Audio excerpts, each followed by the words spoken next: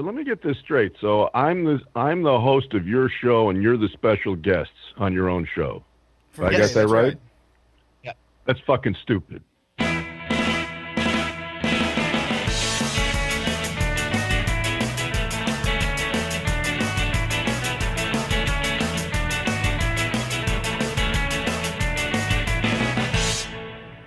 Hello, everyone, and welcome to Here's What I Don't Get. From north to south, east to west, the only international podcast to tackle life's most important issues. I am your host, Larry Bleidner. With me today are special guests, Uncle Buck from the red state of North Carolina. Yeah. And from the great white north, Joel Chaco. Hey. Yes. Hey. Episode 1. Here we go. I'm excited. Awesome. Episode 1. Finally, we've got these test ones out of the way. I'm really glad to finally be going live with this thing here. And we got Larry Bleidner, my folks. We got Larry Bleidner. Just listen Mr. to that Velvet voice. himself. Oh, my God. Oh, what a week, eh? What a week it has been. Uncle Buck, are you getting older on us? Jesus, man. Yes. Okay, so for everyone who wants to run tabs on the show, my birthday, so you can send me all sorts of crazy shit, is November 28th every year. And this year, I turned 35. Old man. Now, I'm the youngest guy. Yeah, I'm the youngest guy on the feed right now, and so I feel like a fucking idiot for saying this. But, I'll bring that in later. But let's explain what the podcast is for everyone who is just coming in on episode 1 and has no clue who we are. Let's start with you, Joel Chaco. Who are you, and why should we care?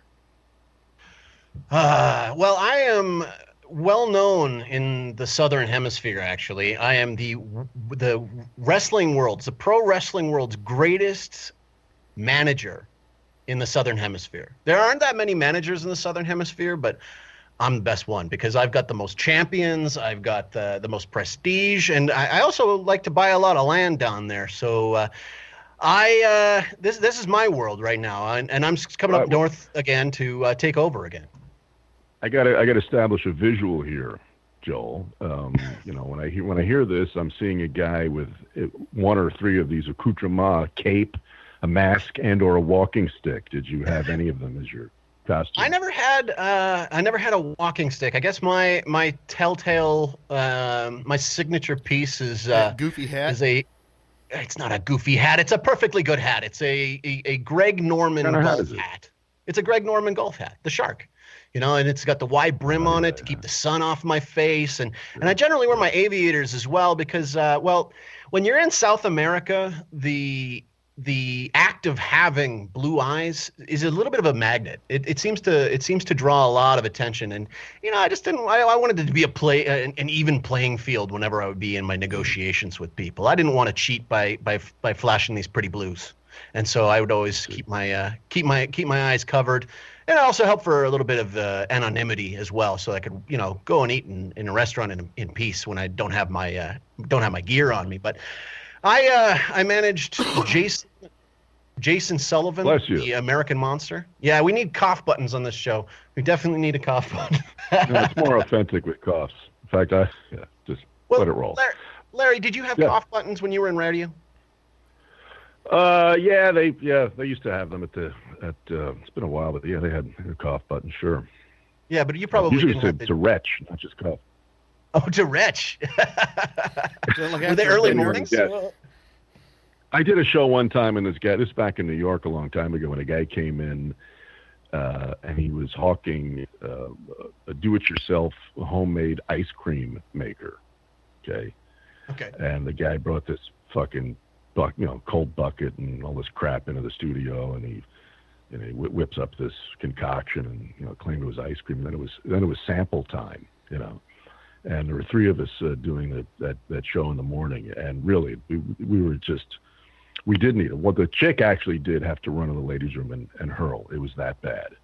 and the rest of us just sort of, use the cough button. And it was very difficult to say, because nobody wanted to be mean and say, this is the worst concoction of shit I've ever crossed my lips. But, do you remember what was in it? Huh? Do you remember what was in it? Or something? I have no idea. Maybe it's for the best. I really wasn't I wasn't paying close attention. I just know the end result was hideous. Really was. Larry, now with us as well is our normal host. I'm usually the special guest here. Good Lord. From the great red state of Carolina. Which Carolina? North Carolina. Best Carolina. Best Carolina. North Carolina is best Carolina. Fuck Korea. Uncle Buck. Thank you. Come on, man. Give us your love. Okay, so who am I and why should you care? You shouldn't. No. Guys, tell us a little bit about yourself, Uncle Buck, please, and some of your exploits. Exploits. We got to save something for future episodes. But what people can know about me is my day job is I drive a forklift. I'm just a regular everyday dude who loves talking too much, and I do music, a lot of music. I'm in several bands. If you're a fan of another podcast that Larry Bleidner has been on, The Dick Show, I have a band, what they call a Dropbox band called Cucksockers that has put out some music on that show. My personal band is called Overmortal, since I got that southern drawl and I put D's and everything, mortal. And if you need someone to do music for you, contact me. I'm cheap. I'm a father. Larry, you've heard his stuff, haven't you? You've heard some of it. Not only have I heard it, he wrote a banging song for that Larry show, which will be debuting in the very near future. And I want to thank you for that again, Nicholas. It's fantastic. Problem. Why don't you go ahead and plug that Larry show a little bit? I want to hear about it. I'm very interested. Introduce yourself, Larry. I mean, Larry Bleidner, I'm familiar with you, but maybe some of our listeners aren't familiar with Mr. Velvet himself. Oh my God. Well, I do a bunch of stuff. I've written some books and some television and some movies and done a ton of stuff. But I'm it seems like I've no doubt that at any day Charles Manson will be announcing he's doing his own podcast as well. It's incredible. From jail. It's just holy shit. But yeah, I'm going to do that, and mine's going to be called That Larry Show. That Larry Show. That Larry Show. So you can find that. Excuse me. You can find it on. You will be able to find it, I should say, by next Tuesday when I hope to drop it on Facebook and a web page and so forth. And it's just going to be, just going to be me. And the first one is going to be my Rock'em Sock'em holiday show, in which I'm going to look deeply into the American and global zeitgeist of that holiday season, and it may culminate with one element I'm doing is an assisted suicide of Charlie Brown. It's about time he checked out, and I'm going to be helping him do that. So that's poor guy, poor blockhead. Tune in for that. Yeah, I never liked him. My son actually just watched the Charlie Brown Christmas special for the very first time this weekend, and his remarks after watching it was, "Why does everybody hate him?" Yeah. That Schultz guy must have been some tortured cat to come up with a character like that. It was very, very odd, very, very depressing, that Charlie Brown Christmas thing. Well, it's like did your son suicidal after viewing it, or did he ask for?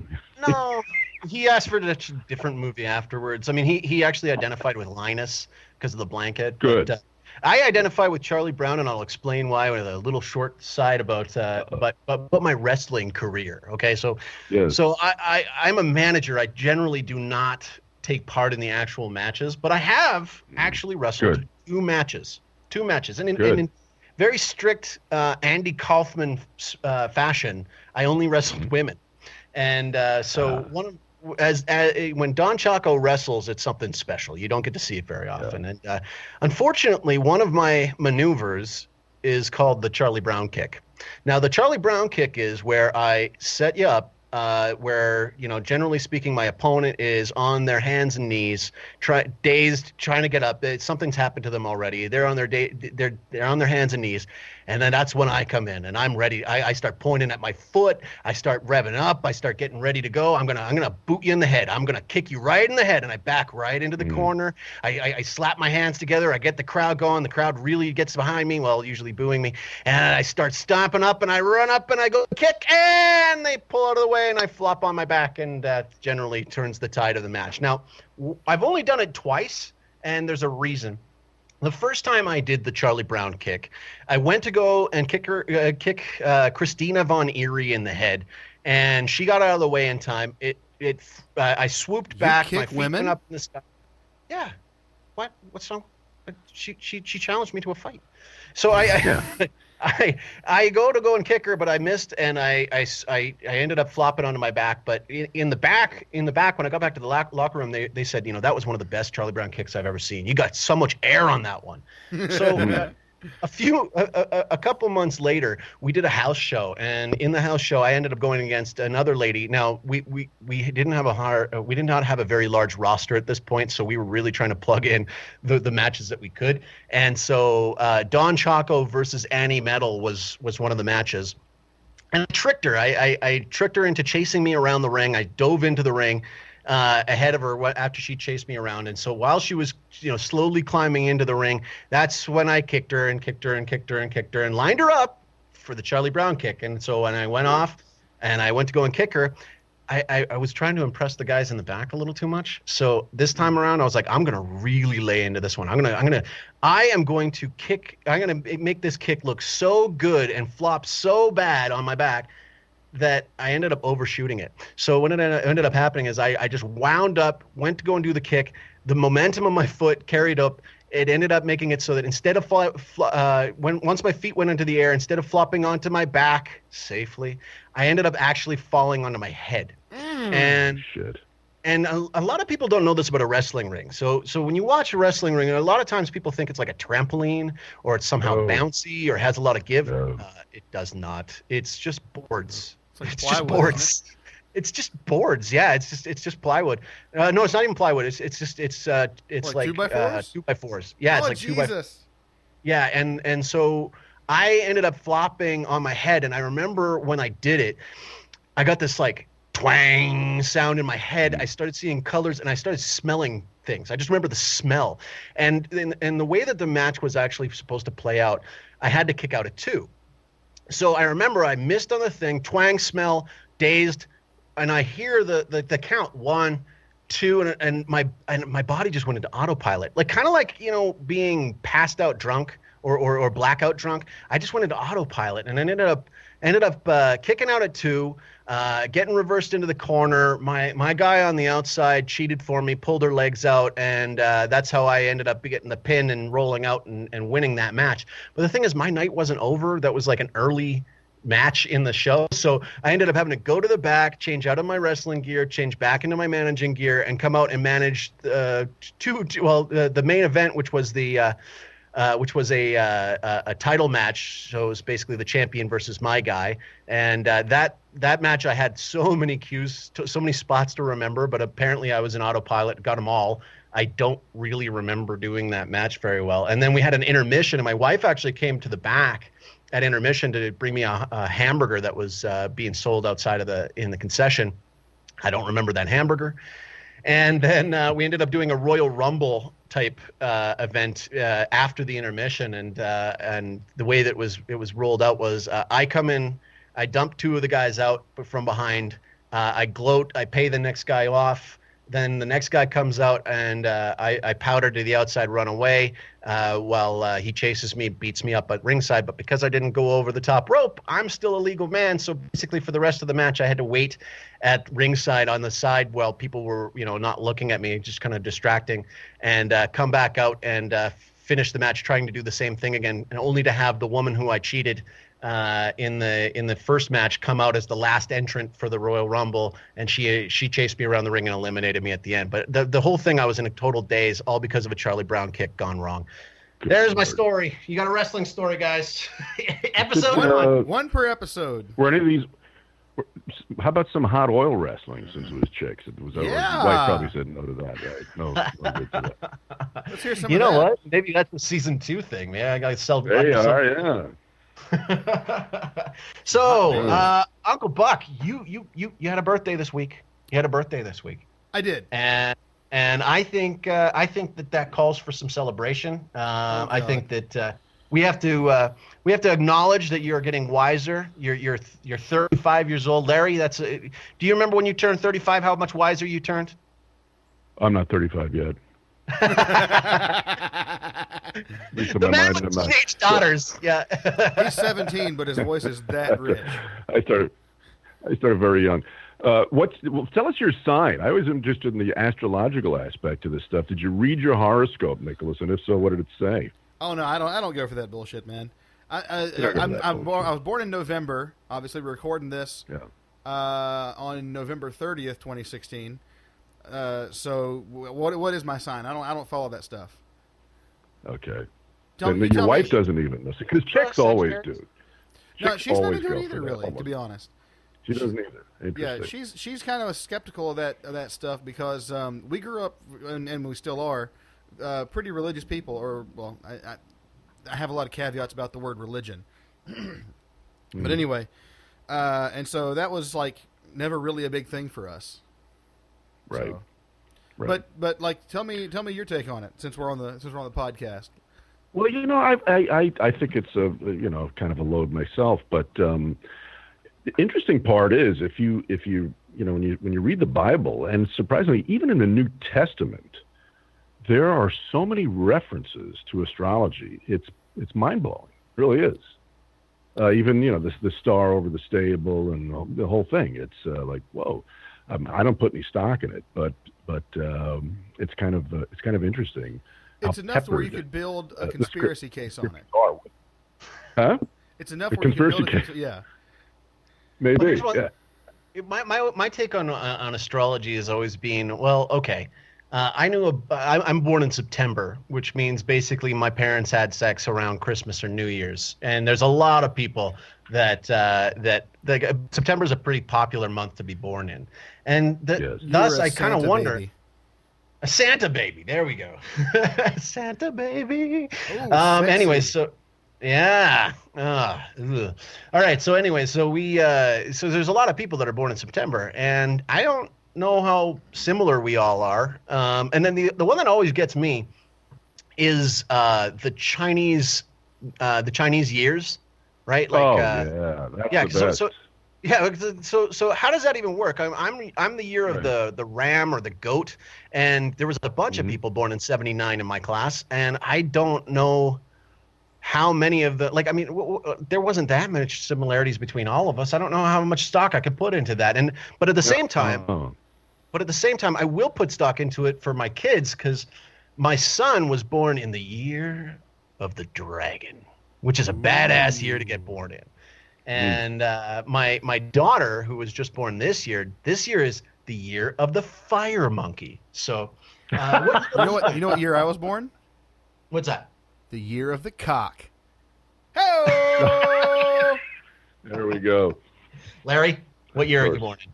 What year were you? I don't know. In fact, we were at a Chinese restaurant a few weeks ago, and my kids were looking at the menu. They always have the year of things peppered around, and I had exactly your thought. I'm thinking, astrology is a crazy enough stretch in and of itself, but this Chinese thing where everybody born in the same year is going to have the same fate is really fucking weird. That's tough to get your head around. Yeah. And they try to throw tack on some extra stuff on that to justify it. Like they go by like birth time and what time what time zone were you in when you were born? Like they could throw in a whole bunch of extra stuff to differentiate on it. But it is what it is. It's a parlor game kind of. It's kind of a fun thing to point to and go, ooh, I wonder if this will come true. So good pickup line for me. At least you're the cock. Yeah, except I'm married. I can just tell that to my wife over and over again. Hey, baby, I was born in the year of the cock. You can't just say cock with an O. It's got to be like an A. You're the cock. You have to prolong that vowel. It almost sounds like you're from Boston there when you do that. Like it's the way Kennedy, I guess, would say it, right? Year of the and cat. this year we will be born in the year of the cock. So it's almost like look at my cock. Yeah, it's almost like the year of the cat, 2016. Yeah. So the year of the keck. I love it. Okay, so anyway, what did you get for your birthday, Nicholas? I'm curious. So you're a musician, right? Should somebody give you a Les Paul or a Rickenbacker or something? What did you get? You know what I got? I got a day alone to do some guitar tracks.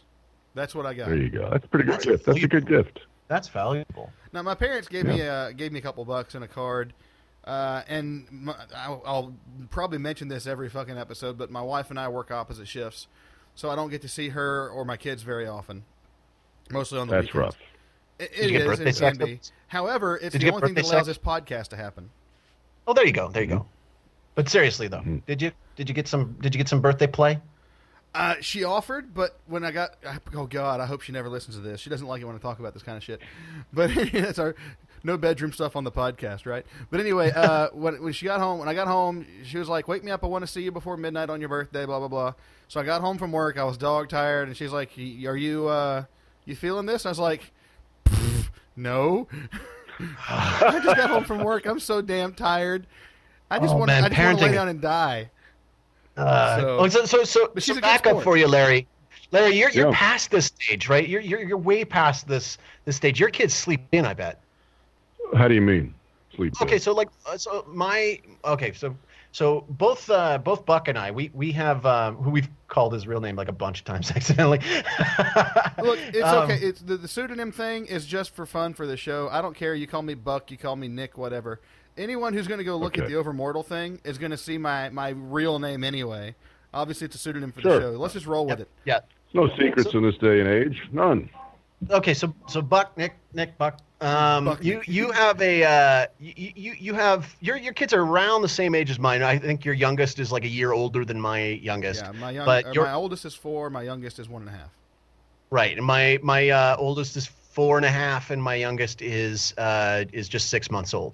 So we're still in that stage for us right now. Like we're dog tired all the time because my wife is kept up all night long by the kid. I'm actually sleeping in the basement for sanity's sake, and we've got it set up so that my 4-year-old he gets up with this little like glow light alarm clock type thing, and he'll come down and get me. I actually got him trained. He'll start the coffee maker before he comes and gets me. But he comes and gets me down in the basement, and we start the day every morning. But like even if at like 7 o'clock. But even if we do get like a babysitter to be able to go out at night, like we can't get past 11 o'clock. We can't get to a movie. We can't do anything these days, and it's done. So I guess what I'm saying is that like Nick and I are still sort of in that like.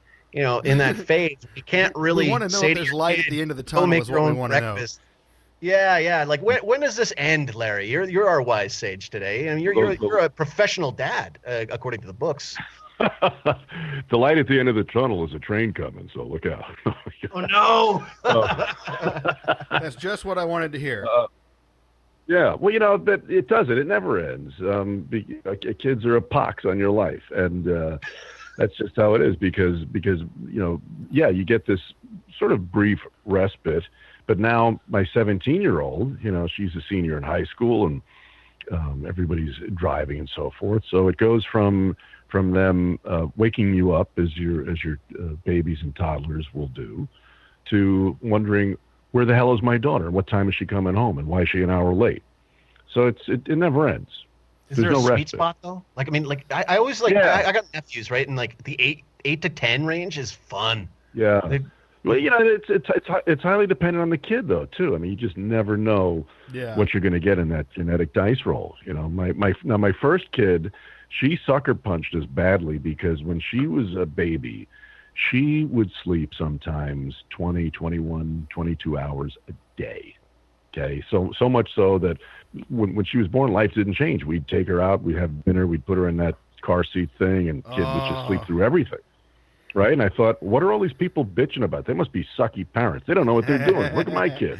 Then the other shoe dropped. Then the other shoe dropped when the other one came along, and she never slept. And within a year of her birth, I had pneumonia twice, and I never get sick because I was just completely sleep deprived, and I never slept for a year. I know where you're at. You just don't know. God. You know what's coming. Well, they say that they say one is none and two is too many, right? Like that's what I've heard.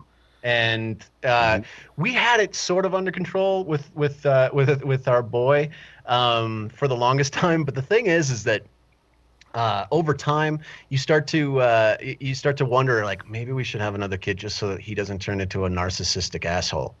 Like maybe we have another kid to keep you in check, fucker. Yeah, exactly. Like, I need to split your love with somebody else. You're getting too much. Good idea. It's true. Yeah. So right. Buck, you're the birthday boy. Would you like to lead this week with your first issue? All right. Yeah. We're getting a little top heavy anyway. We're 35 minutes in, according to this thing. So here's my mini issue. One of the things we're going to do on this show is we're going to try to bring in a mini issue and then a major issue. And that's the word we're going to use for new listeners. Issues, not problems, not what makes you a rage like other wonderfully successful podcasts that don't sue us. Yeah, don't come after us, please. Anyway, so here's my mini issue for this week, and I believe it's one that all three of us will be in one accord. And that is decorative pillows. Decorative pillows. And see, I was wondering what I was going to bring in this week. Because I had my big one for later, but I was like, man, what's something kind of short that I could go into? And then I had to sit down yesterday. My parents asked me to come over to their office. My parents have an insurance office. And they asked me to come over and eat lunch with them at their office. And they have a little couch sitting area in the back where they eat. And so I went and sat down, and there was a decorative pillow, and they're always fucking underfoot. Not literally, they're under ass, literally. They serve no purpose. You want to sit down. You got to move. You got to shovel fucking shitloads of pillows every which way. There's nowhere to set them. And then here's the thing. Here's what gets me. When you get up, they want you to put them back. Now, I wonder if like they got so many of them there because they're expecting a visit from Hillary Clinton. Because I don't know if you ever saw it, but like Hillary Clinton, every time that she would do an interview, she needed like 7 pillows to prop her up from the behind. And they even had like stools with pillows. I don't know. You can Google it. You look up Hillary Clinton and pillows. You'll see a whole bunch of pictures of her. Yeah, she couldn't stand on her own, man. They were drugging her up. They were propping her up. They boot her up. But yeah, I'm wondering if it has anything to do with your parents just really waiting for that one day for old Hillary to walk in that door and maybe buy some insurance. Did she even come to North Carolina during her nonsense? I think she might have. Well, she did. If she didn't, that was her fault. She lost it. Now, Trump... when and why did these pillows become trendy? Because you're right. I remember, I think as a kid, there were 2 pillows. There was one or 2 pillows on a bed. That was the ones you put your head on, right? Yeah. And now everybody's got 8, 10. They've got rows of fucking pillows. Like you can't even see the bed for the pillows. And the same thing in hotels. And my wife has a couple of decorative pillows on the bed, which basically they wind up on the floor for my dog to hump. That's their purpose. Then you're definitely not putting your head on it. Never. Once they hit that floor, they're his and they're gone. Yeah. So the worst is when they have like beads or buttons on the front because then they're not even comfortable to lean against. No. Yeah. Then you can't even try to make them functional. No. Yeah. No. Well, here's the fix. I think we should all begin to carry knives, and when we see a decorative pillow that pisses us off, just slash it open like an eggplant. That'll send a message. There's your fucking decorative. There's your decorative pillow. I'm coming for you, Mom and Dad. And if they get all weirded out, you can be like, no, I was checking to see if there was a bug in there, like the CIA, the NSA was listening in. What is this, Stranger Things? Just like every episode here. Oh, God. Yeah. No, I agree with that. That's going to be very socially awkward, but I'm totally down. So I don't really have much more to say about it other than I can't stand it. My in-laws, whom I love very much, they're great people. I love them to pieces. They love me to pieces. But they have decorative pillows all over that fucking couch at their house. And so I go, and they just got a 4K television, right? I had to help them set it up. And so we're done setting up the TV. I've been crawling around behind there in the corner where the TV is. There's dust. There's wires. I've been sitting on my ass on a hardwood floor. I'm a fat guy. That hurt. So I get up to go sit down on the couch with my wife and my 4.5-year-old daughter, and there's a fucking pillow where I want to sit down. And it's not that big of an issue to just pick it up and move it, but it's the principle. You're not going to lay your head on that pillow. You're not going to sit on the pillow. You're not going to put the pillow behind you. You're not going to hold it and cradle it like a baby. Why? Why do we have these stupid fucking pillows? So that's my mini issue for today. I think I know the answer. Well, maybe you're missing an opportunity here for the show. To some type of viral thing with a hashtag / a decorative pillow. That's a long hashtag, but I like it. Embrace that. I get behind it. Right? Yeah, it would eat up a lot of the characters. It's hashtag pillow stabbing. Pillow stabbing. There you go. With an apostrophe. I like that, Nick. I like that. Pillow stabbing. Yes. All right, everyone listening to episode 1, you heard it here first. Hashtag pillow stabbing. Let's get to work. Go. Fuck tearing the tag off of it. We're going to cut it open. All right, go ahead, Joel. All right, well, mine kind of pertains to the fact that we talked about your birthday. Here's what I don't get. Like, birthdays are one thing. I have no problem with birthdays. And you know what? If you want to celebrate a birthday as an adult, go ahead. All the power to you. I won't be doing it unless it's like a decade type thing, like my 40th or my 50th or something like that. And if for kids, it makes sense. But here's what I don't get. Birthday weeks. Do you know what I'm talking about? I've heard about them. Weeks. Yeah.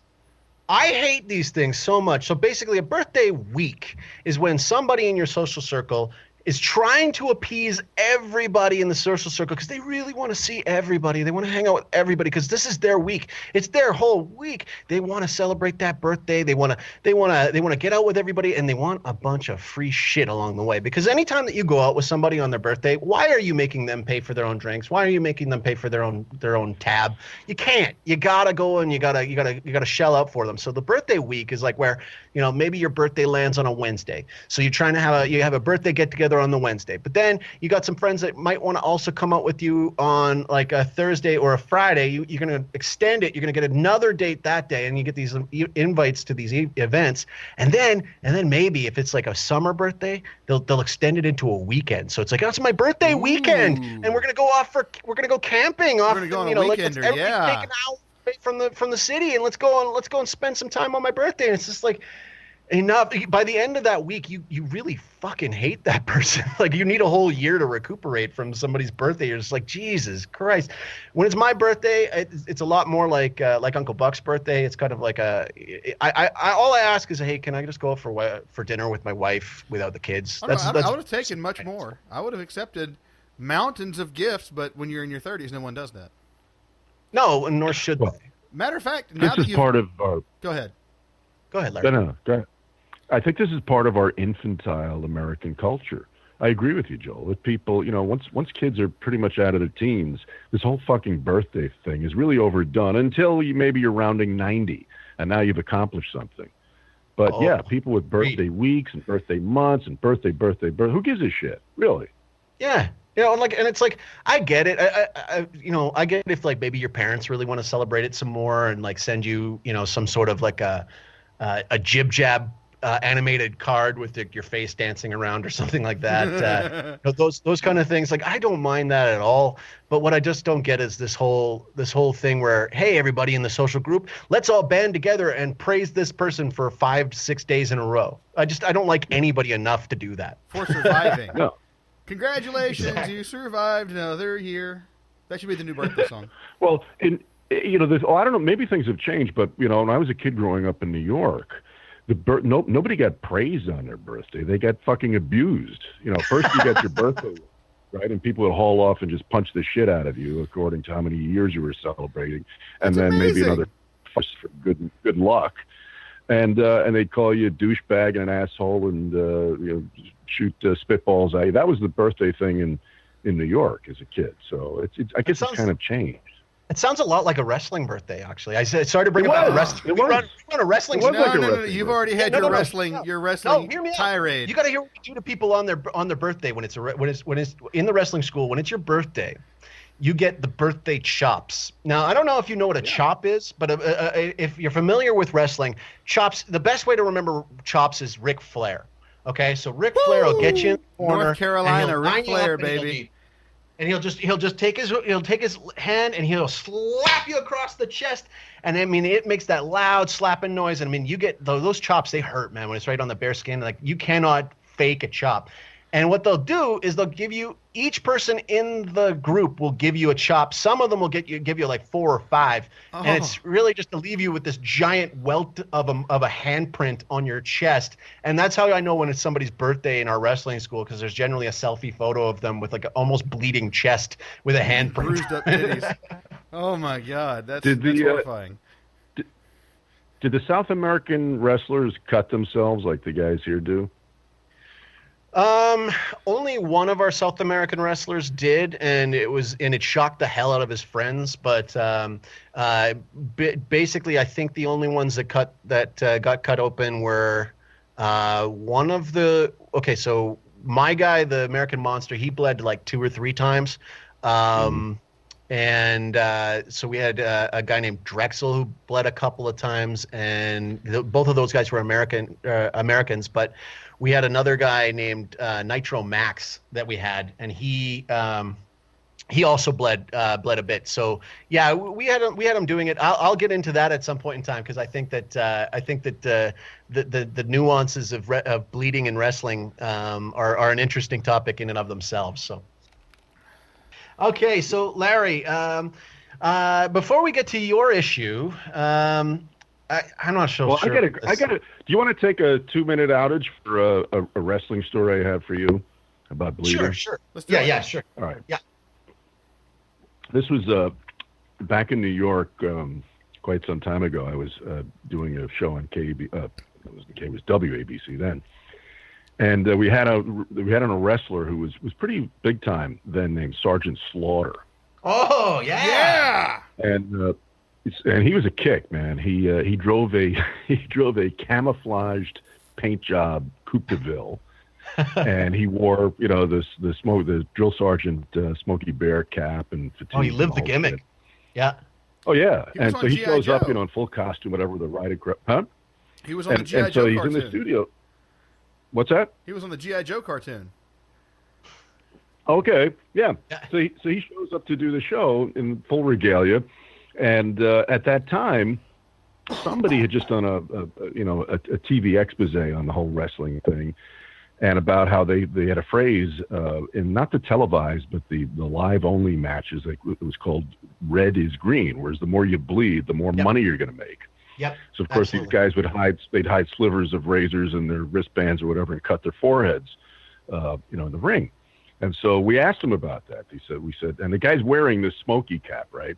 Yeah. So tell us, Sergeant Slaughter, do you ever cut yourself to make more money, in a purse, whatever? Get color. And and so he's got this hat on, right, pulled down to his eyebrows, and they all talk the same. I always wondered if wrestlers went to wrestler vocal school, because they all talk like blah, blah, blah.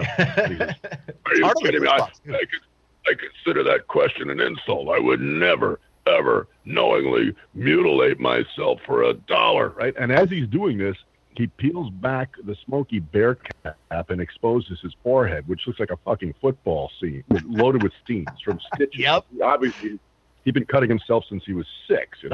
It was very funny. Yeah. Well, it's so funny because Asterios had posted this thing about he had posted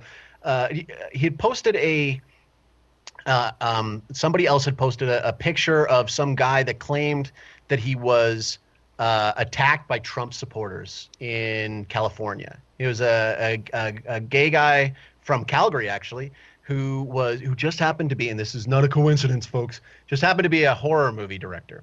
And so this guy has got blood, like a crimson mask, all up and down his face, all down his shirt. It's this bloody mess, and it's going all down his shirt. But strangely enough, he's got this white Apple Watch on, and there's no blood on the watch. There's no blood on the watch at all. And so I actually called up a couple of my wrestling buddies, and I said, okay, is this a shoot or is this a work? Is this real or is this fake?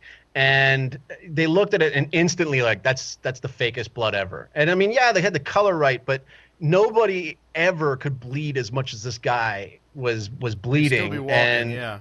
if you could, you'd be dead. You wouldn't be standing around, walking around. You'd be dead. And this guy was just absolutely like covered in blood. And so that, you know, when I was trying to debunk it, my debunking was, well, from anecdotal experience, I know what a bloody forehead looks like, and it sure doesn't look like that. Good Lord. So, Larry, before we get to your issue, I have some reservations about this. What? Oh, you're talking about the sponsor? Yeah. Well, here's the thing. I got a little bit of a preface on this one. Before we got started on the show, we had a sales rep going out and actually getting some sponsors for us, and this was one of the ones that we had gotten for us before the show had actually started. I'm like, here's the thing: the check has been cashed, but I read the copy this morning, and I almost feel like I want to send it back. You know, what? like no, like it's I don't know if it's appropriate. I don't know why. Whoa! What do you mean it's not appropriate? It's an ad. No, but it's. Look, can I send you the copy? I want you to take a look at it. I'll open up Messenger over here, and I want you to send it to me. Okay, just 1 second here. Can you get it? Because yeah, hold on. Here's the thing. We're not exactly like a PG show or a family-friendly show, but I mean, I don't just like recent events and stuff like that. I just feel like I don't know. I really wish we had read over this before we accepted their money. I kind of want to send it back. You haven't. So far, it looks good. Well, if you want to read it, but I mean, I don't think that it's a good idea. Yeah, you know what I'm talking about. You must have a hell of a salesman if he got you a sponsor for a show that hasn't aired yet. Wow, well, that guy's good. I think I know why. May need it for my show. I think I know why he got this one. Okay, do you want? I'll stop if I have to, but I really don't think that this is. Look, we got. Jesus. Okay, look, man. You cash the check, and we need the money. Let's look. Just fuck it. Let's just go with it. All right. I'm not reading that shit. I'll read it. Let me clear my throat here. I might need another shot of whiskey for this. Oh God. Okay, here we go. Tired of ordering in boring pizza and watching boring movies every weekend? Then you haven't heard of the newest family-friendly pizza joint this side of Washington, D.C. Bring the whole family to the Pied Piper's Polynesian Pizza, Pasta, and Ping Pong Palace. I like the sound of this. Fun for all ages and open really late. Why do you need to be open late when it's all ages? Bring the kids. Leave the kids. Don't leave the kids. No, listen, okay. Parents can share in the fun with their kids, or leave them with their specialized handlers while they go off and turn a blind eye to the stars on our adults-only patio. Why do you have an adults-only patio at an all-ages pizza place? When did this come in? This came in like 4 months ago. Before. Okay, yeah, well, so it was for another podcast, and I kind of had to deliver. Okay, so it's just really unfortunate, is what it is. The timing. Okay. Well, I think I'll just keep going. We'll edit this. Fine. Kids can take part in the fun indoors by either eating a slice of hot pizza while playing ping pong or playing dominoes on pasta. What does that even mean? Or exploring the restaurant's many secret hidden rooms and tunnels. Why are there hidden tunnels in a pizza place? Don't worry about the kids, as they'll be having fun with our many celebrity impersonators with such iconic characters as Michael Jackson, Gary Glitter, and Moloch. He's half Moloch man, is not half bowl. Yeah, but he's not a. Why are they having Moloch in a pizza place? And it's not just about the entertainment. Try some of our house specials, such as the Haitian, the Hottie, and the Foundation. What's a Haitian pizza? What's the Hottie? Want to know. The Foundation? I don't want to know. Yeah. Okay. We here at Pied Piper's Polynesian Pizza, Pasta, and Ping Pong Palace want to establish trust. Why? Trust with our customers, knowing that we'll take care of them and shield them from any unwanted attention. What does that even mean? It's a pizza Unwanted place. attention. What are you talking about? God, this is gonna be a nightmare to edit. Plus, we have the strong. Wait, what? Plus, we have the strongest Wi-Fi signal in the land to handle all of the incoming and outgoing traffic on our servers. No lag here. Just smooth, anonymous internet. Just the way we know you like it. That doesn't make any. See what I mean? I don't like these guys. I don't like where this is going. We need the money, dude. I'm so broke. That bad. I've got $10 to last me till Friday. If pizza isn't your thing, how about hot dogs? Oh God. We fly our hot dogs. We fly our hot dogs in special every week from Chicago. Why do you have to fly in hot dogs? At a cost of $65,000, but don't worry, it's all paid for with tax dollars. We can pass the savings on to you. Tax dollars. Yeah. What the fuck? I know. That's what I'm talking about. This is a very odd client. I don't know why we have this as a sponsor. Listen, please say it's done. We'll just it was a little bit more, and we'll be done. Okay. We here at What I Don't Get love taking our kid to Pied. No, we don't. Stop the ad. Did they add that in? I thought you said this for a previous podcast. They tried to make it sound like we love the place. We take our kids there all the time. I don't take my kids to the Pied Piper's Polynesian pizza. You know what? Send the check back. Send the check back. I will send the check back. We need help.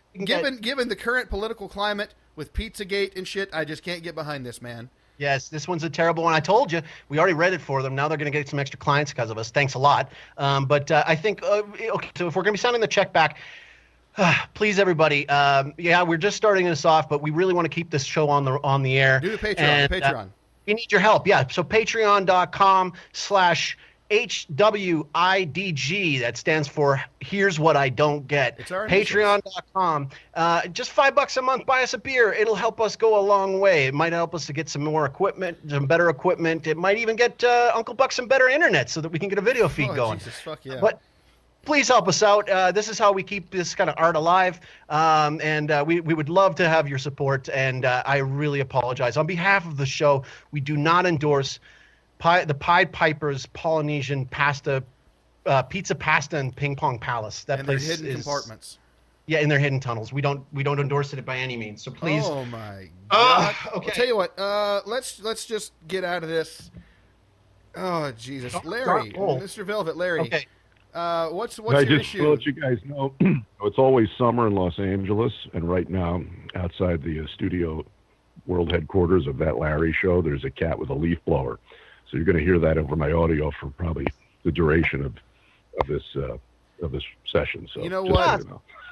I've discovered that I have so much noise going on in my home studio here. It's par for the course. Yeah, and also too, Larry, every time that you listen for a long period of time, we can actually source that extra noise, and we can probably take it out in post. Okay. All right. So, Larry, you're the only one who hasn't brought in an issue yet so far. Could you please Larry's issue? Whoa. Jeez. Well, as I said, as far as what I don't get, when you reach a stage where there are no mysteries, and I get it all because the world is partitioned into two groups, people and assholes, and but there's still some things that happen that give me pause and do make me wonder, and I could honestly say I don't get this, and okay, and so I saw this story yesterday online about some guy that tried to kill himself up there in Seattle. That's unfortunate. Amazon headquarters. That is unfortunate. I didn't even know their headquarters were there in Seattle. Yeah, crazy. I didn't either. Yeah, I had no idea. But it says the man who wasn't identified by authorities sent an email visible to hundreds of coworkers, including Chief Executive Officer Jeff Bezos, before the incident occurred. According to a person familiar with the matter, there's a source, a person familiar with the matter. HR. These guys always bury the lead. They said the man survived the fall from Amazon's 12-story Apollo building. What? Now I know guys that have died falling off their garages. Okay. Yeah, no kidding. 12 fucking stories and he's still breathing. That's impressive. Is he made of gummy bears? Right. Good thing he didn't do a Charlie Brown kick off of the top of it. Jesus.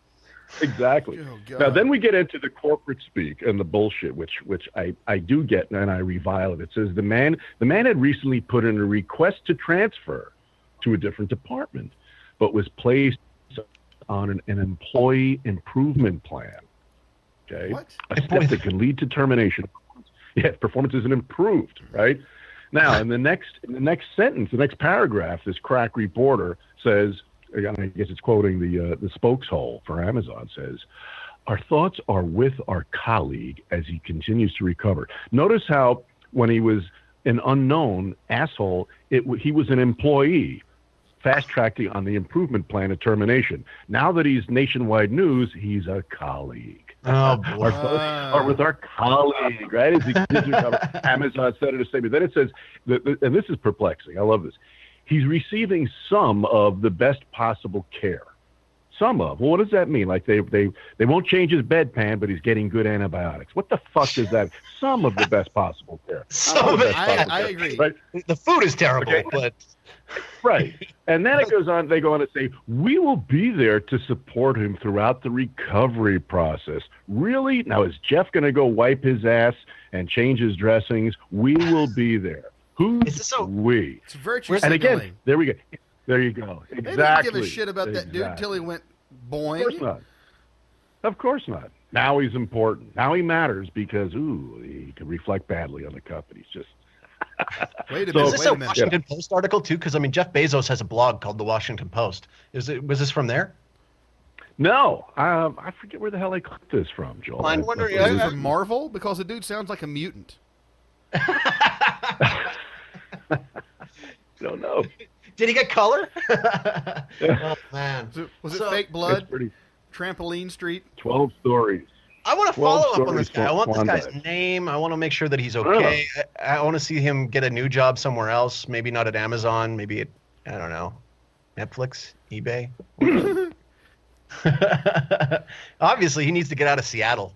I think I'm not sure if it was the Amazon job so much as it was the Seattle rain. Too much rain. Apparently, back on the Northwest right now, it's been like just constant rain for the last like 2 months, like not a day without it.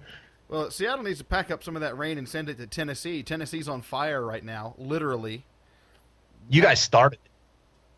I didn't start it. Now, they're saying that somebody did start it with like a gas can. I think maybe somebody admitted to it. But like Kind of like Israel. What? Yeah. Yeah, kind of like what's going on in Israel right now. Yeah, the town where me and my wife went on our honeymoon, and we rented a cabin there for a honeymoon, and we've been back several times in subsequent years. That town is now an ash. And it's a destination. It's a tourist trap. It's Pigeon Forge, and then just above that is Gatlinburg.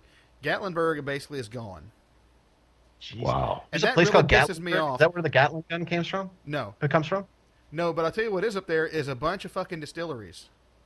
Old Smoky Mountain illegal ones? Moonshine, Sugarlands Distillery is up there, and also they have. Now this is you're into wrestling. I'm into Ghostbusters, right? So they have a Hollywood Cars Museum up there where you can go in and see one of the official, we got used at one of the theme parks, Ecto-1, right? Yep. That 1959 Cadillac millimeter. Anyway, the Futura.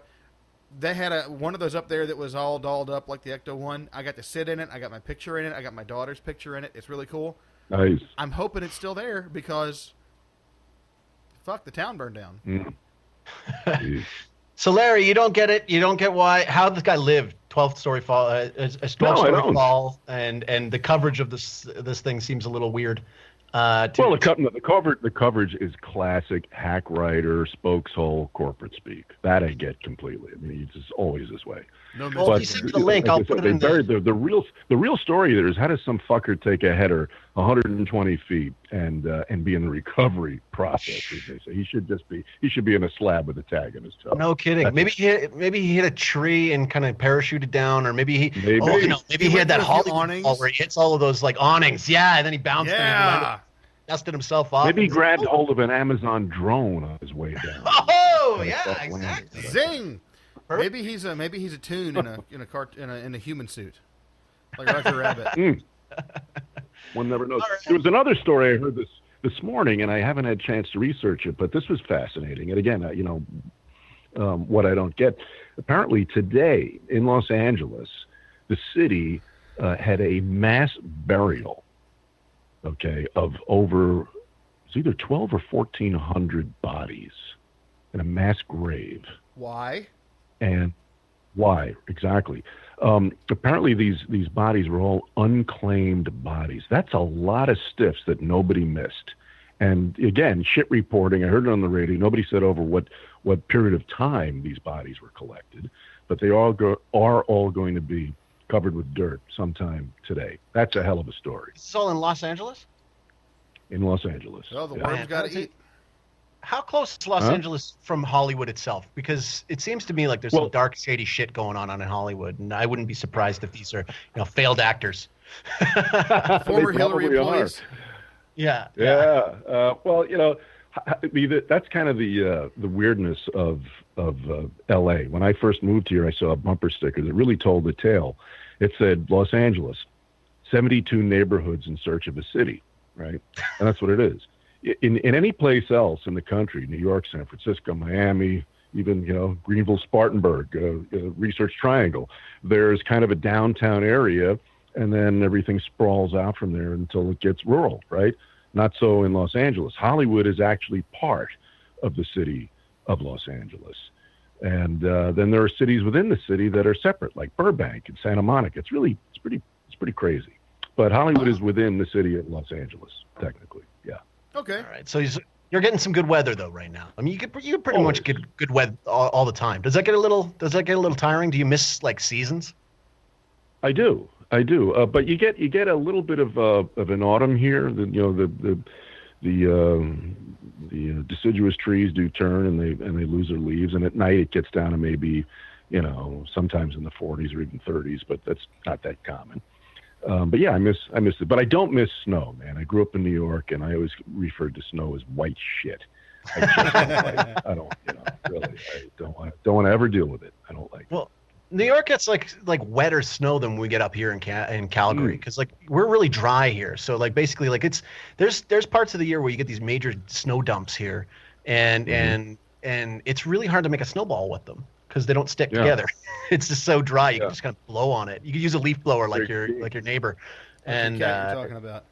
Yeah, but I remember when I was down in Paraguay, and I kind of did miss seasons. We had hot, and we had really hot, and then we had a couple of weeks of unbelievably cold in Paraguay. It was a strange thing. We would have, and it was cold mostly because none of the buildings were actually built for cold. They're all built to keep the heat out. So nobody has central heating. You're always trying to use these little space heaters and stuff. And the roof, the ceiling is always so high that none of the heat would stay with you. So we would actually get quite chilled and again, I apologize to our American listeners. I have zero comprehension of the Fahrenheit scale. I only know Celsius. You poor bastard. It was like 5 Celsius. So whatever that is in Fahrenheit, I'm sure somebody's got a trick for that. But it was like 5 Celsius, and it was the coldest 5 Celsius I've ever felt in my whole life. Because up here in Calgary, when it's 5, you'll still see some people in shorts. Sure. Yeah. So. Sure. But how long have you lived out on that coast, Larry? About 20 years, and it's different. I'll tell you that. Okay. Yeah. All right. Well, let's move on to the next topic. I think you need to go. You go. You want me to go? Yeah, because you're long-winded with politics, so I'm going to rein you in. All right. Okay. So I love you. I'll lead in on this one. Just to kind of give it a little bit of a preface. I'd love your guys' opinion on this. We just came through this whole thing about the alt-right, and everybody were freaking out about the alt-right and the fact that some of these the KKK supported Donald Trump, and so that makes it all us Trump supporters have to disavow him apparently, which always bugs me because Charles Manson has a swastika tattoo right on his forehead, right. And as far as I know, he loves the Beatles. So do we have to burn the White Album now because Charles Manson likes it? Are we supposed to disavow the Beatles? Well, of course not. We can't disavow the Beatles because the Beatles were really digging on left-wing politics, especially communism. If you listen to the song Revolution, he even brings up about, people carrying pictures of Chairman Mao. Yeah. And so here's what I don't get. What I don't get is communist sympathizers or communist lovers. Commie lovers. Okay, so McCarthy's coming for you, buddy. Yeah, well, this is the thing, it's like I live in Canada, and Fidel Castro just recently died, and our Prime Minister Justin Trudeau, he went and he wrote this soft, gracious, elegant eulogy for Fidel Castro. Who, this is a big story behind that too. But with Justin Trudeau, he actually talks about Fidel Castro as if some sort of glorious leader that had advanced things for the Cuban people. And it goes beyond that. It's not just Justin Trudeau. It's like Colin Kaepernick. He's playing a game in Miami, and he gets hit by a sports reporter who was Cuban born, who was bringing up the fact that Colin was an idiot for wearing a shirt that had pictures of Fidel Castro and Che Guevara on it. So what I don't understand here is what I don't get is, why do these people get away with like glorifying these bloodthirsty mass murderers that just because they drape themselves in a red flag? It doesn't make any sense to me that somehow that like if an ideology results in the deaths of 100 million people, let's keep that in perspective, and that's a conservative number, that 100 million people have died at the hands of communism and like government sanctioned killings, versus like where we got to keep bringing up the Nazis all the time who killed 25 million. Don't get me wrong, the Nazis were horrible people. He's not apologizing for them.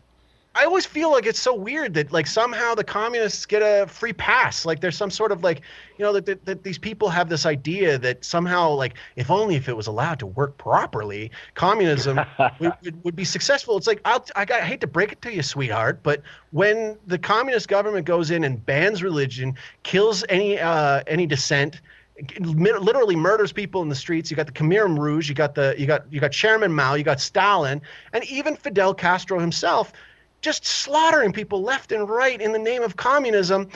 Why are you not disavowing these people? Why are you not disavowing this ideology? Why do you still hold it in your hearts? Now, Justin Trudeau had talked about Fidel Castro, but then, in a past interview, he talked about he admired China's basic dictatorship because it allowed them to be able to carry out their plans. So what is going on here? Hillary was endorsed by the Communist Party of the United States. People don't think that's a big deal. I do. Communists, when they win, they're generally people. Fucking monsters, and they kill people left and right. Like, name one country that went communist that did not start rounding up people and killing them. I'll wait. I don't get it either. Right? So that's what I don't get. I don't get commie lovers. But why do you still love? It's a failed ideology, folks. It fucking lost. We knew it lost when Khrushchev was like opening the door to what had happened for Stalin. So that's my issue right here. Is commie lovers. What the fuck is wrong with you? We've got the guy here who's not surprised by anything. So I'm going to give the floor to Larry. Please enlighten us, because I don't get it either. Is that tile? Is that floor tile or parquet? I'm very particular about my floors. I say. I tell you what, guys, I'm on the same page with you. I don't get it. And you're right. I mean, the head count is correct. Over 100 million dead. It's an economic system and an ideology that invariably ends in deaths by the millions. Yeah. And these pinheads will always claim, well, it just wasn't implemented correctly. It's like saying, well, you didn't get the right cancer. When you get the right cancer, you'll love it. But you've got the wrong cancer. We give you the right cancer, you're going to be very happy with it. And I would just go back to my initial statement. There's people and there's assholes. So basically, I do loathe commies. I always wanted a T-shirt. Hey baby, hey everybody, for my next birthday, there used to be a T-shirt that said "Kill a commie for mommy." I want one. That is as politically incorrect as it gets, and I love it. I love it. I don't give a shit. So there's only two ways this goes. Okay, really, this argument goes either ignorance, and for that we must forgive and educate. If you think it's a good system, if you think it works, you don't know what the fuck you're talking about. That's one possibility. If you think it's a good system and you think it works, and you are aware of history, you're evil. You're evil. Absolutely. You want power. You like to see people suffer. You want to be, because it always. I mean, look at the average Cuban makes $20 a month. 20. Holy shit. Okay. Fidel. There are doctors in that pool too. Fidel was worth over 900 million at the time of his death. So there's your fucking economic equality. It's bullshit. It's a pipe dream. It's wrong.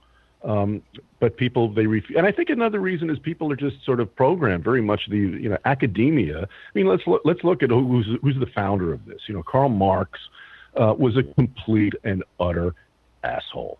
He never worked a fucking day. He never worked a day in his life. How ironic that the guy, you have nothing. He kept a slave.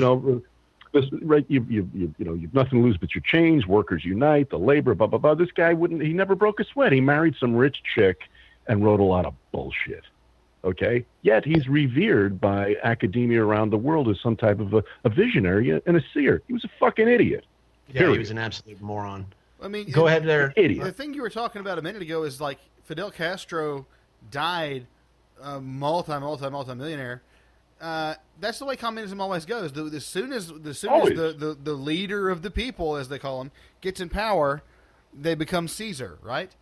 Yep. So Bernie Sanders, the big socialist in this. What are you talking about? That's democratic socialism. That's totally fine. God, no, we're going off on politics, but anyway, Bernie Sanders was the big socialism guy, and we're going to get money out of politics, and then he says Hillary Clinton is not fit to be president, and then 2 fucking weeks later, he says after they stole the nomination from him, cause he fucking had it. Then he says, I endorse Hillary Clinton. And what did he do with all of that money that people had given him? Any takers? Any takers on what he did? He bought a house. Oh, he bought a house. He bought a fucking house with all that.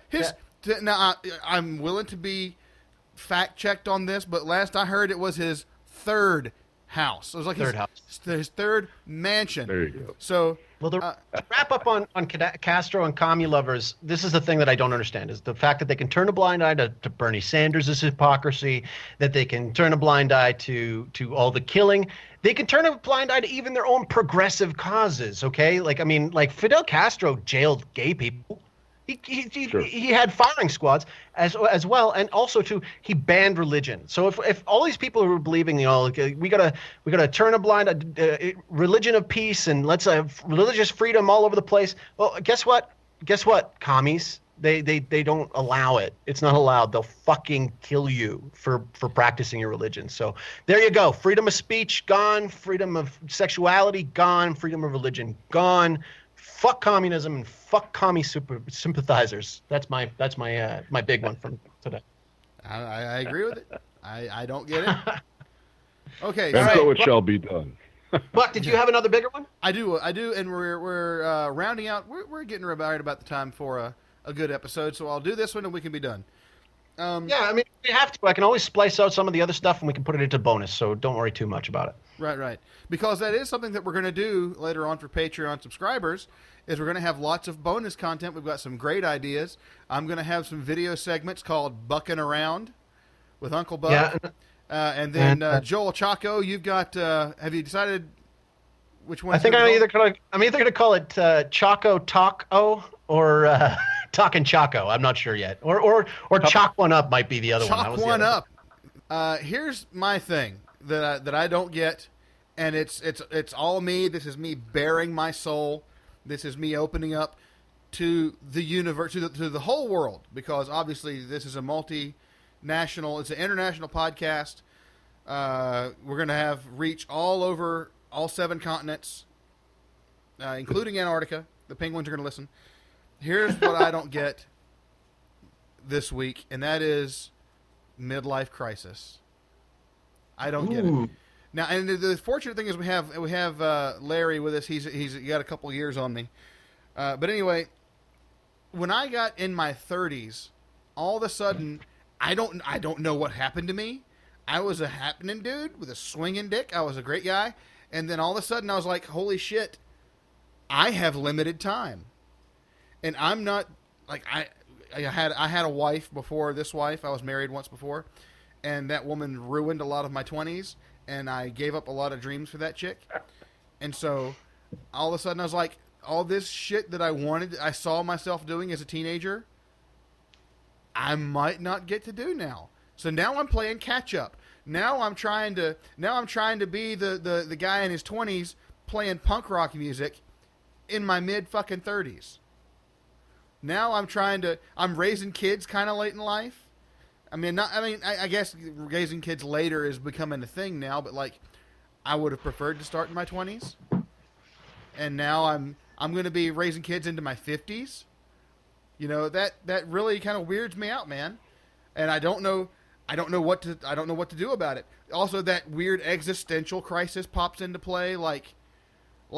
I'm a Christian. Obviously, I believe that there's a heaven, but my time on Earth is limited, and the idea of getting old and losing my body functions fucking horrifies me. Like, my metabolism went to hell when I hit 30. When I hit 30, I started fucking blowing up like a balloon. That's why I'm going to fucking Planet Fitness now. So this midlife crisis thing, when I was in my 20s, I thought I would be above it. I thought, I intellectually, I'm so far above this. But viscerally, this thing grabbed a hold of me and shook me to my core, where I would lay awake at night and look at my wife and have tears in my eyes thinking, my number of nights that I get to lay next to her are numbered. So, you know. Well, she's younger than you too, right? So at least she's like 10 years younger than me. So she doesn't quite get this yet. Now she's 25, right? She's 25.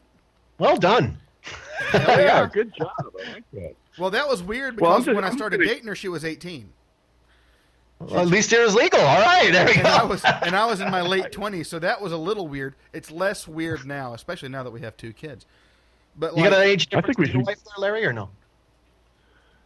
She's about she's a few years younger than I am as well. So, yeah. Attaboy. I think we should get you a shot on Dr. Phil, there, Buck, and you can pour out your heart to him, and he can give you the the proper. All I've got to say is you're never too old to be immature. So if you want to bang your axe and do some head banging tunes or whatever, why not? I mean, the good thing, here's the good news. Your thing is music, right?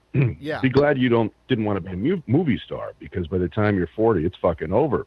But on the music side, you look at a fossil like Willie Nelson. These guys, the musicians, they're immortal. They go until they die. They never get old. So there you go, man. You can get away with the extra pounds. You pick the right avocation. Yeah, that's true. No, yeah, absolutely, you can. Yeah. One of the bands I listened to was No Effects. Those guys are all in their 50s now, and Eric Melvin. Sure. Eric Melvin still pulls air whenever he plays guitar.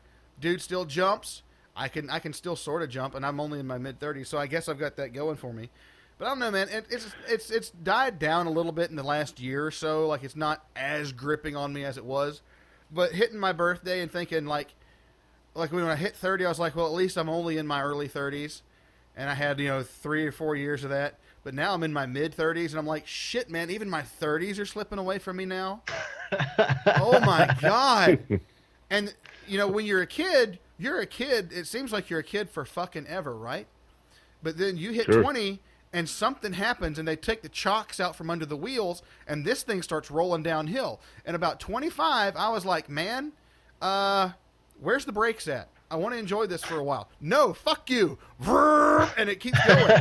This train keeps going down the track. And so I hit 30 and I was like, where the fuck did my 20s go? Oh my God. And it's... so I realize being the youngest guy here, I feel kind of silly talking about it, but that's just honestly where I've been for the past 5 years. It's like, this shit's not stopping, dude, and I don't identify as a middle-aged guy. I don't. In my mind, I'm still that fucking 17-year-old trying to bang out Goaty Hook songs in my bedroom, and so, oh my God, it makes me crazy. Can I try to make you feel a little bit better? Please. Something other than alcohol to make me feel better. Okay, so I remember when I turned 30, and my 30th birthday was awesome because we had a senior citizens party. My buddy had a coffee shop. We closed down. We had a private party and had everybody dress up like senior citizens to go to this party. And so everybody was wearing old man hats and old man pants and, hiking them up, and everybody was kind of doing their best senior citizens dancing, and it was a blast. Now, one of the things that I remembered was after I turned 30, in the career world, people started taking me a lot more seriously. It's true.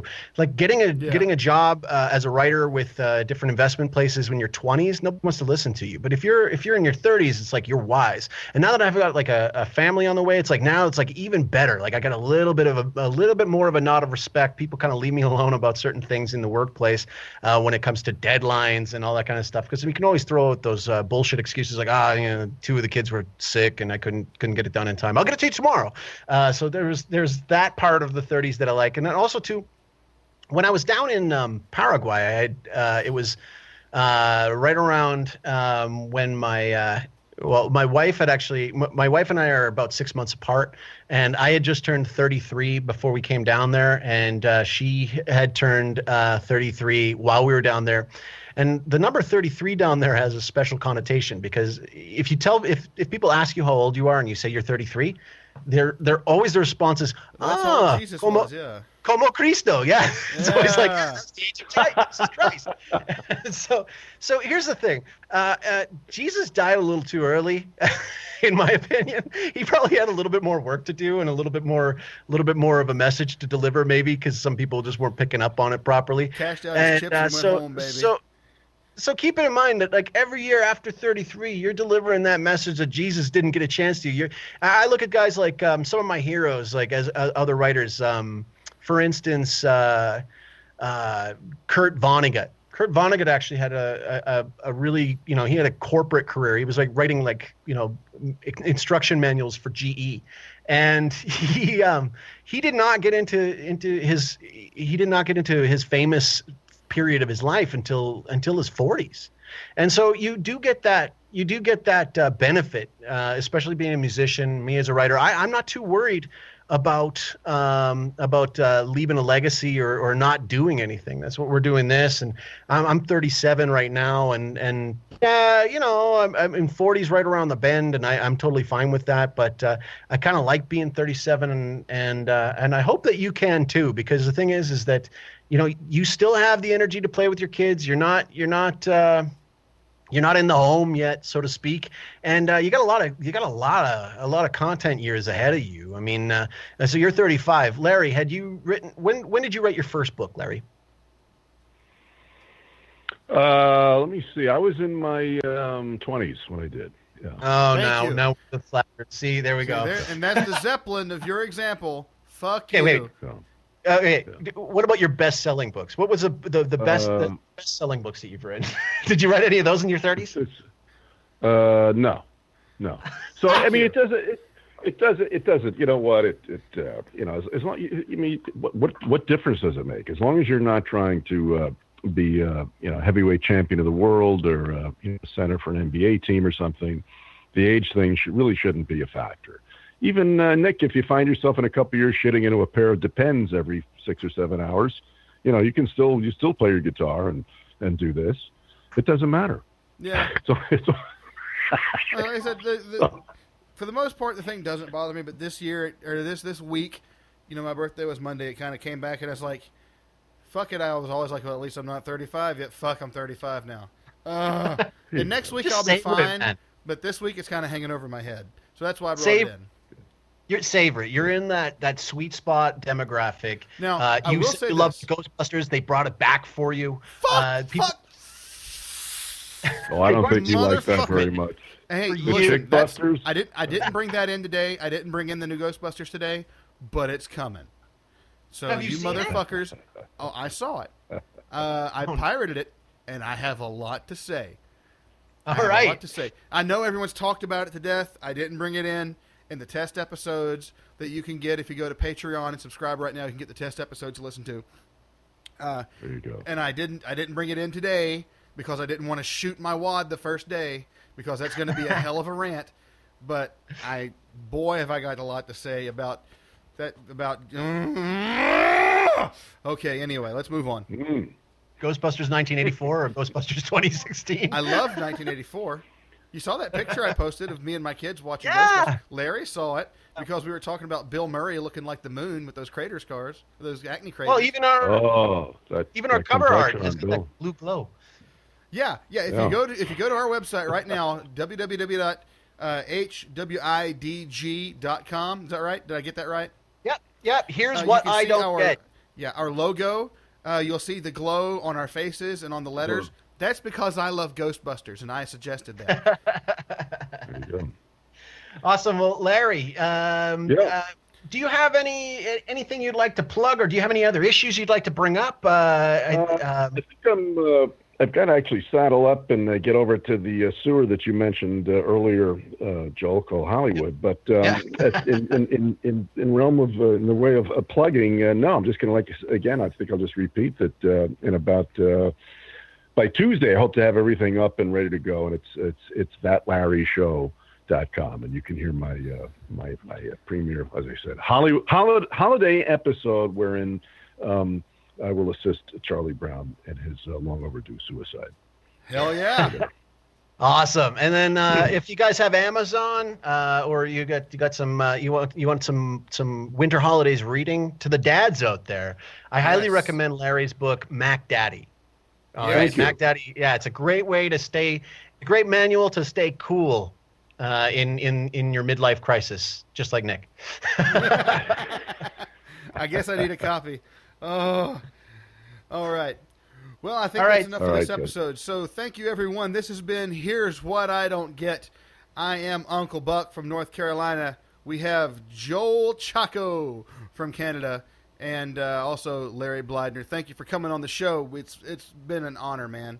A real honor. Yeah, thanks so much for helping us launch. Cheers, Larry. Cheers. All right. Take care. Take care, everybody, and we'll see you next time. And we're out. Ciao, ciao.